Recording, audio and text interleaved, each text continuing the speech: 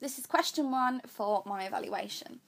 In what ways does your media product use, develop or challenge forms and conventions of real media products? So I'm going to be comparing mine and Ellie's own film, which is called Le Veuve Noir, with many different media texts. First of all, I'm going to be talking about LA Confidential, which was produced in 1997 by Curtis Hanson. Within LA Confidential, we really liked the idea of the slow reveal of the femme fatale. You know, the idea of the male gaze and putting the audience in a position of anticipation. We really liked the idea that you can't see Lynn's actual face at all until she turns completely round to Bud. So the use of the pan we really thought was really effective, and how you could only see her side profile. So therefore, when thinking about our own film, we decided that we wanted to, incorporate this slow reveal of femme fatale. We, as I'm about to show you on Le Veuve Noir, we used the idea of the femme fatale walking along. As you can see, at the moment she's walking along, you can only see her feet. And then as the femme fatale walks into the shot, you can just see the back of her. I mean, as you can see in Le Veuve Noir, she has got a MAC and a long black skirt on with black high heels. We, costume-wise, referring to LA Confidential, we wanted to still go along the idea of wearing quite a big jacket. I mean, in LA Confidential, she's wearing a big black cloak and you can't even see what or who she is. And we felt that this would look really effective. I mean, in Le Veuve Noir, you can see her hair and everything, whereas in LA Confidential, you can't, which is keeping it a lot more secretive and hidden. We felt that in Le Veuve Noir, we wanted to straight away suggest that this is a female with the long blonde hair, which is a typical convention of film noir. We felt that this would be really effective. In LA Confidential, we felt that the conversation between Bud and Lynn was really effective, and this is why we decided to use the pan, as I'm about to show you on Le Veuve Noir, from the point of view shot of femme fatale looking up, revealing the protagonist, and then a shortcut to the protagonist looking at femme fatale, still on the side profile.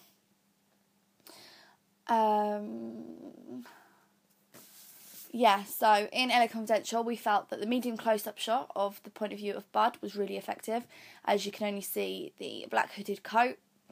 As Lynn turns round in the screenshot that I can show you, you can see that, she is wearing a black coat with a white rim. I mean, as you can see, she's got the traditional curled blonde, really lovely hair.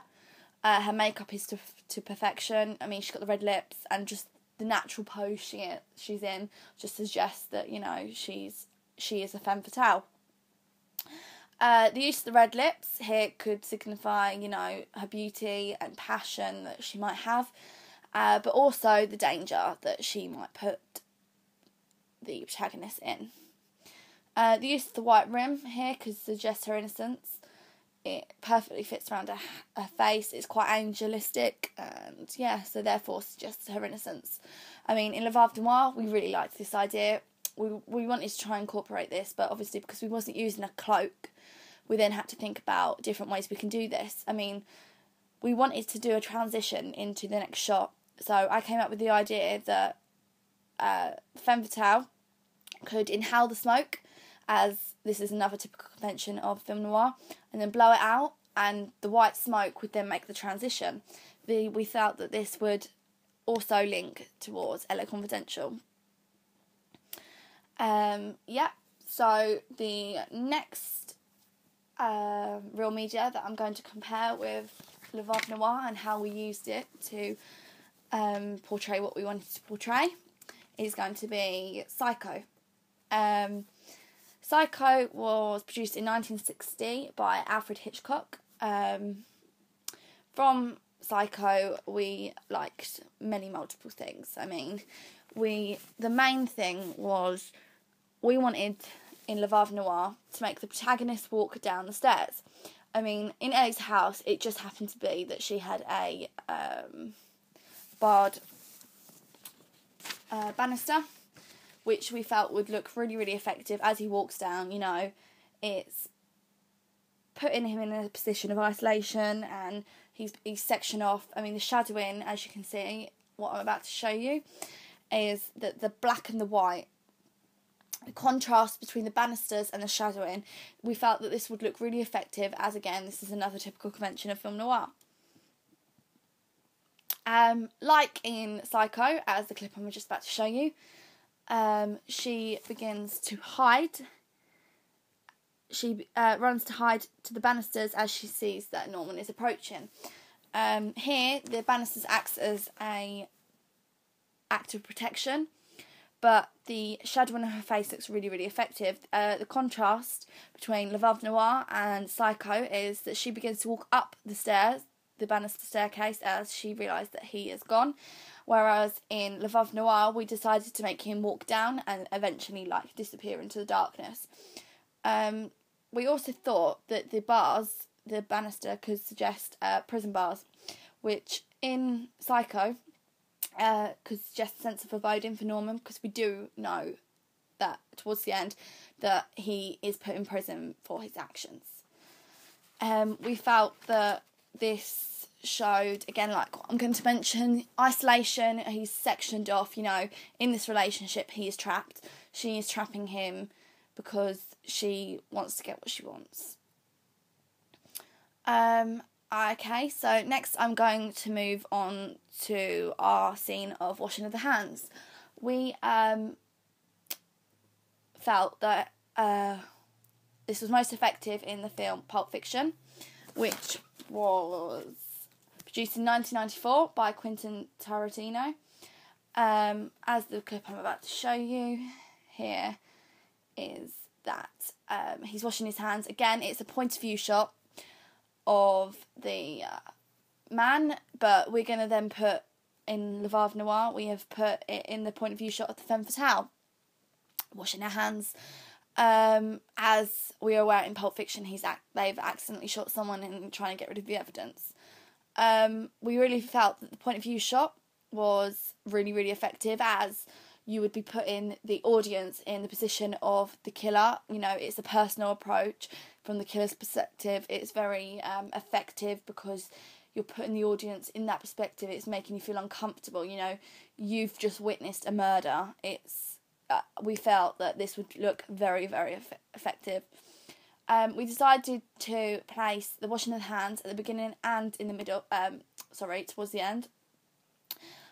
Because, you know, when you're washing your hands away, you're trying to get rid of a problem, and by putting it at the front and at the end, it's a reoccurring problem. I mean, we're aware in Le Havre Noir that it's her circle of her life. You know, she's going to keep repeating these actions, and she's trying to get rid of the problems, but the problems are always there. Also, this is the case of in Psycho. I can't actually find the shot, but I know for a fact that Norman is also washing his hands after he has just killed Marion. This is also a point of view shot, which is a very popular shot, and we just felt, again, like I just mentioned, you know, you're putting yourself in the position of the killer. It's not a comfortable place to be, and therefore really leaving the audience on edge. Okay, so now I'm going to move on to the Red Dragon, which is from 2002 by Brett Ratner. We felt that this had many different aspects that we would love to include. I mean, and the bit that I'm just about to show you, it's the light scene where he's lighting candles. We decided to include this in the scene where Scarlett is telling Dixon that she's pregnant. I mean, we felt that the candles would be really symbolic of something's going to burn out. You know, the relationship's going to burn out. Something bad is on the horizon. I mean, as soon as that candle is blown out, it could represent his life. So therefore, in the Red Dragon, we felt this looks really effective. I mean, it's natural lighting. We thought that it would work really, really well. I mean, we placed this in the background of Le Havre Noir. So it was, a simple connotation, but not too overpowering. So Red Dragon is a crime thriller, and we felt that, this would relate to Le Havre Noir because it's more of a murder, and the nature of the film would fit.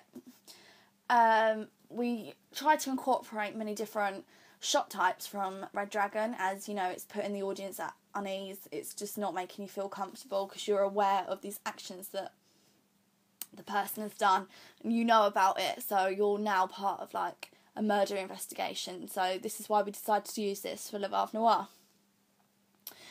Also in Red Dragon, there is a scene that I will now show you, and it's the scrapbook scene, and we felt that in Le Havre Noir, we had to make it more obvious to the audience, like, what kind of character she was. So I came up with the idea, what about, like, a scrapbook? And we could place all her different victims in this one scrapbook, and you could be scribbling out, etc. And we felt that this would be really effective, so then we went on to do some research on Red Dragon, and we found this. The scribbling out of the Red Dragon, marking out each next victim, he's feeling the pages. This is something really personal to him. In the Red Dragon, there's many newspaper clippings, and we felt, this would look really, really effective, and we'd also be using real media, as like I've just said. The highlighting in the Red Dragon, we felt, would look really effective. I mean, this isn't in black and white like Le Havre Noir, but as he's scribbling out, he is using red.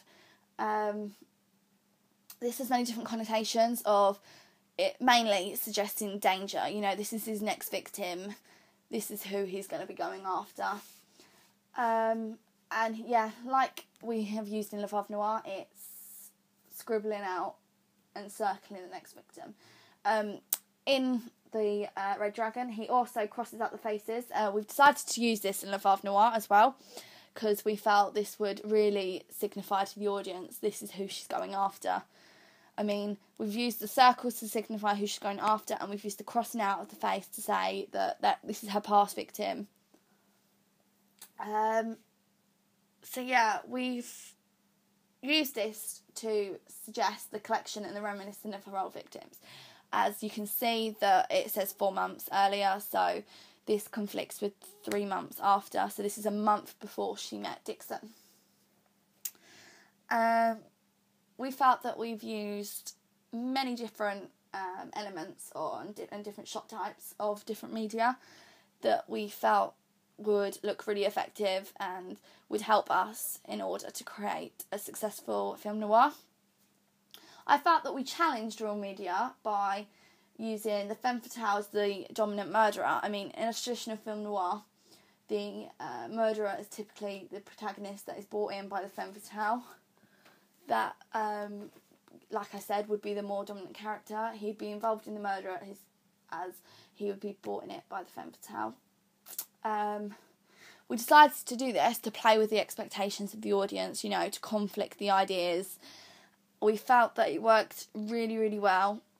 As, in a traditional film noir, you wouldn't see this. It would be the protagonist that would be brought in by the femme fatale's charm to pretty much free her. Not as, like I just mentioned, normally the femme fatale